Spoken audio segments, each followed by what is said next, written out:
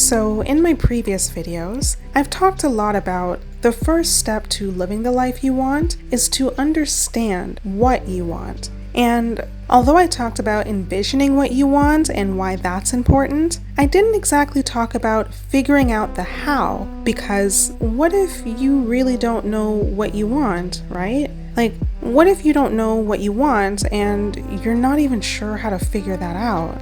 I understand that position because I've been there before too. So here's how I figured out what it is that I wanted. Hello and welcome back to my channel. If you're new here, I'll quickly introduce myself. I'm a 30-something-year-old Black woman who doesn't work anymore. And I did this without being a millionaire, without winning the lottery, and without even having a six-figure savings. And I want to use my channel to inspire you to live your life, however it is that you want to live it. And I'm hoping that this video will help you more with the how part of that. So the first thing I did was figure out what I didn't want. Understanding what I didn't want has actually helped me a lot in my life. From getting jobs to getting in romantic relationships, this is something that I was doing even from when I was small, and I didn't even realize it until I thought about it. So I'll give an example.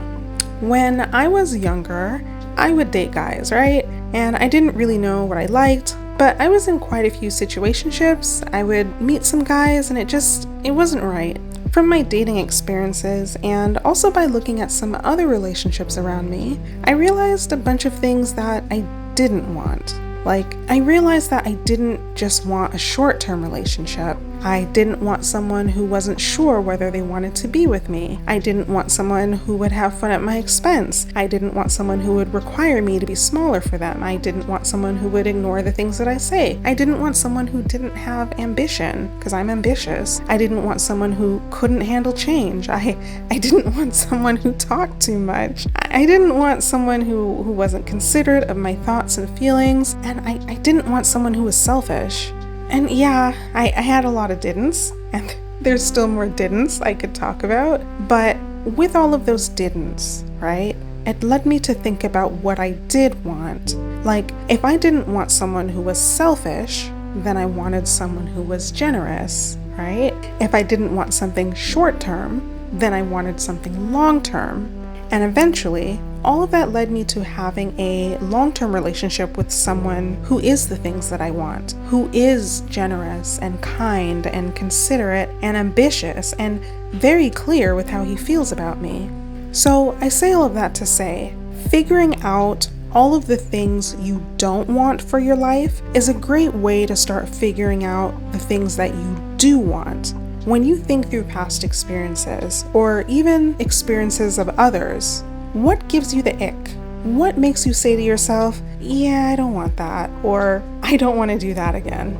I'm going to ask you to do a little exercise. So take a piece of paper and pen, or open up your notes app and write all of those things out. Write down all of the things that you don't want.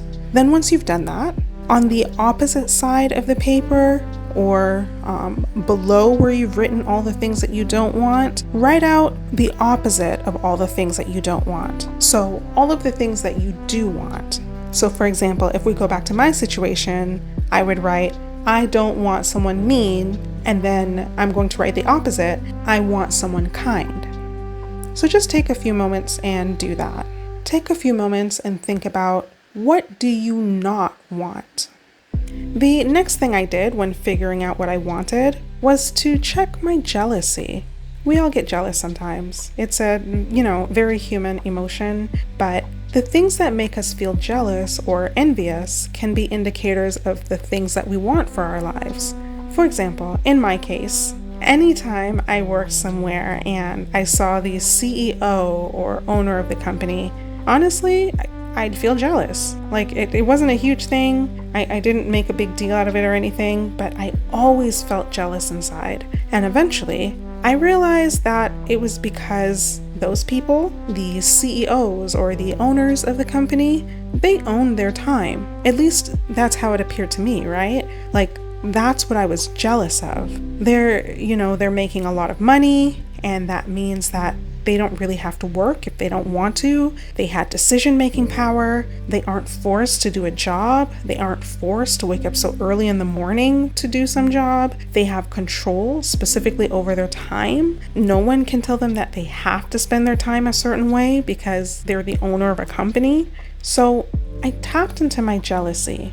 And tapping into my jealousy helped me eventually figure out what I did want.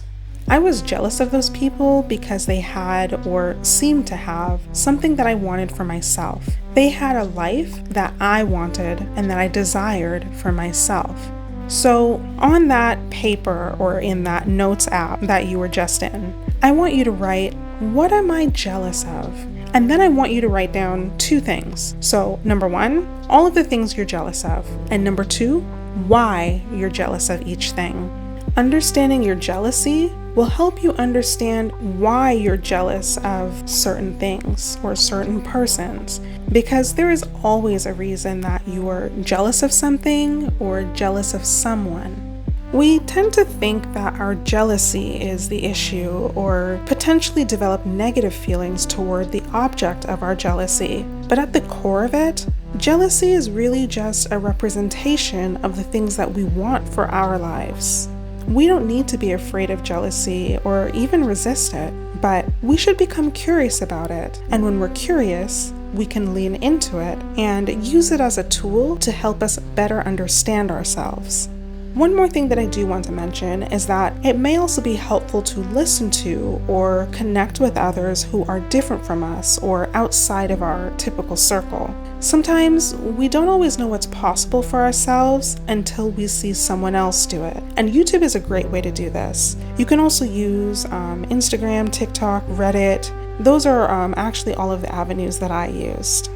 Anyway, that's all I got for you today. So I am curious.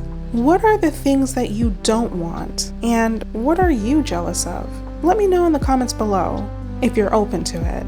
In the meantime, I hope that this video helped through figuring out the things that you want, because the whole point of this channel is that I want to inspire you to live your life, whatever that looks like to you.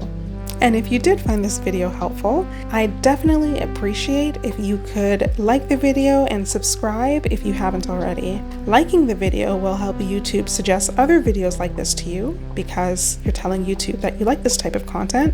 You're also telling me that you like my videos, which will encourage me to keep making them. And subscribing will help ensure that you don't miss any of my videos, because if you like this video, you're probably gonna like the other ones. Anyway, thanks for watching, and I'll see you in the next one.